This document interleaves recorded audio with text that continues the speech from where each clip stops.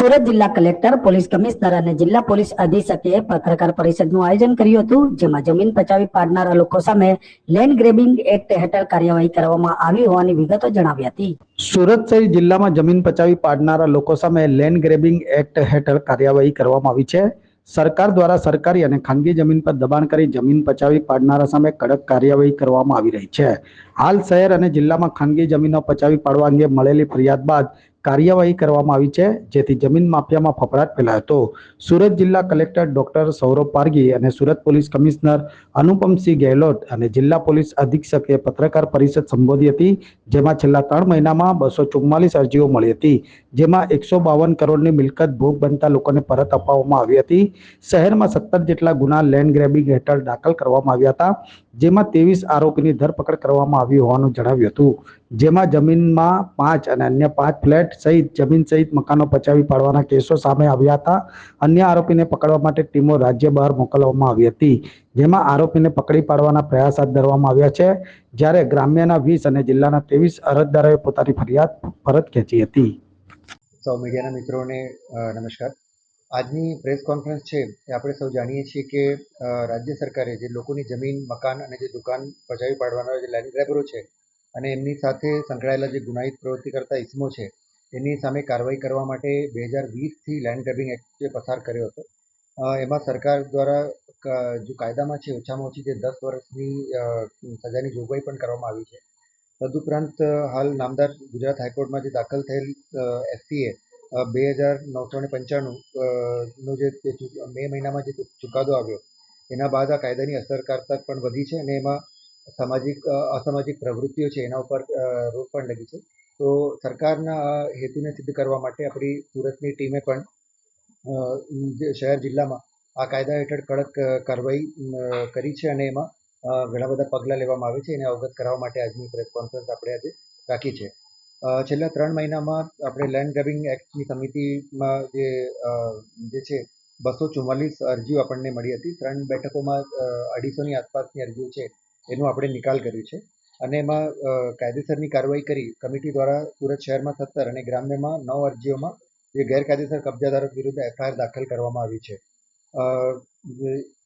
જ્યારે જે તે જમીન મિલકતોમાં ગેરકાયદેસર કબજા જમાવનારાઓને આ કાયદાનો ડર અને ગંભીરતા સમજાવતા જ્યારે દાખલ થઈ અને તપાસ આપણે હાથ ધરી ત્યારે સુરત સિટીમાં 23 અને ગ્રામ્યમાં 20 લોકોએ જે છે એ કબજો જે છે પાછો આપી દીધું છે અને 163 જેટલી અરજીઓ છે એ કાયદા સાથે સુસંગત ન હોવાથી આપણે દફતરે કરી છે.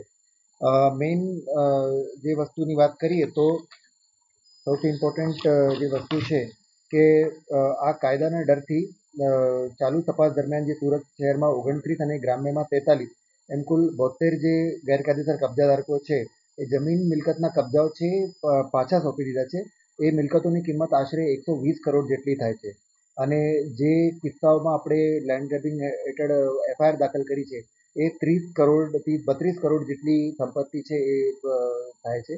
એટલે 152 કરોડની આસપાસની જે મિલકતો છે આપણે લોકોને પાછા અપાવવામાં સફળ રહ્યા છીએ.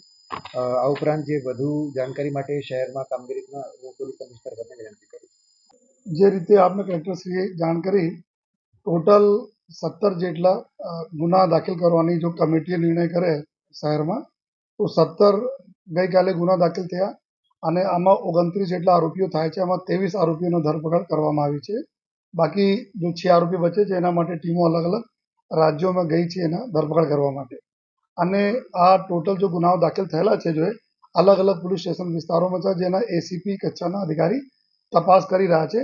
આ 17 ગુનાઓમાં જો જમીનના 5 છે, જો ગેરકાયદેસર જો લેન્ડ ગ્રેબિંગના એક્ટમાં આવે છે, અને જો ફ્લેટો છે 5 ફ્લેટ છે, 3 દુકાન છે, 2 પ્લોટ છે અને 2 મકાન છે. તો આ પ્રકારના પ્રોપર્ટીઓ છે જેની કિંમત લગભગ શહેરમાં 25 કરોડ રૂપિયાના પ્રોપર્ટી છે. અને જે રીતે કલેક્ટરશ્રી જાણ કરી કે ટોટલ અરજીના જ્યારે આ પ્રક્રિયા ચાલતી હતી, જો એક પ્રાંતશ્રી તરફથી અને એસીપી કચ્છ તરફથી અરજીઓનો જ્યારે તપાસ થાય છે ત્યારે જો આ લોકો ઘણા બધા લોકો સમાધાન કરીને 120 કરોડ રૂપિયાની મિલકત આ પરત કરી દીધા અરજદારોના જોઈએ, જેથી આ કાયદા એના ઉપર ગુના દાખલ નહીં થાય. તો એક મોટી આપણે માટે એક સિદ્ધિ પણ એવા લોકો માટે છે જો જેન્યુઇન આપણા પ્રજાજનોના જે લોકો જો એન કેન પ્રકારણ કરીને જો પ્રોપર્ટી જો પચાવી પાડતા હતા જો તો એક એના માટે બી મોટી કાર્યવાહી અત્યારે કરવામાં આવી રહેલ છે અને સાથોસાથ અમે આપના થકી બધાના એક રિક્વેસ્ટ બી કરીએ છીએ, પ્રજાને અપીલ બી કરીએ છીએ કે કોઈ આ પ્રકારના આપની પ્રોપર્ટી જો ગેરકાયદેસર રીતે જો પચાવી પાડી રહ્યા છે તો આપ જો અરજી જો કાયદા પ્રમાણે આપ અત્રે કરશો તો 100% જો કમિટી તો બહુ ઝડપથી અત્યાર સુધી નામદાર હાઈકોર્ટને બી કુછ એમાં ગાઈડલાઇન્સ આવી છે. ગાઈડલાઇન્સ થયા પછી ઝડપ જે રીતે કાર્યવાહી ચાલુ થઈ છે તો આવનાર દિવસોમાં એના ઉપર ખૂબ અમે લોકો ઝડપથી કાર્યવાહી કરવાના છીએ અને 150 કરોડ રૂપિયાનો પ્રોપર્ટી બહુ મોટી એક રકમ હોય છે. જો આપણે લોકોનો જો પરત મળી છે અને મળવાની પ્રક્રિયામાં બી છે અને એવા આરોપીઓ જેટલા બી છે 10 વર્ષથી ઓછી સજા નહીં હોય એવા ગુના છે તો એના ઉપર બી જો પ્રિવેન્ટિવ એક્શન્સ જો હોય છે આ પણ આ લોકો ઉપર જો લેવામાં આવશે.